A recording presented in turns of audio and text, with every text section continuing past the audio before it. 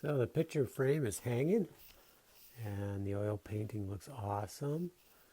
Notice how the frame hangs tight against the wall.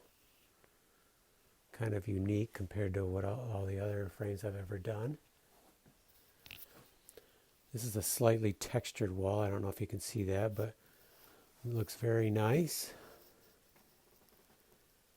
And it goes really nice with our soft maple,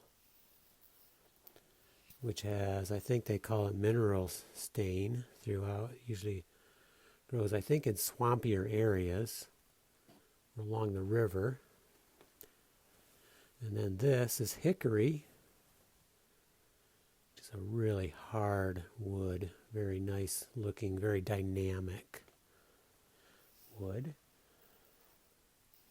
And then on top we have our, I think it's beech. These are all natural finishes on them.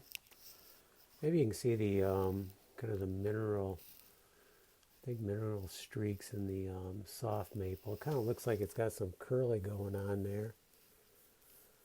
Very unique.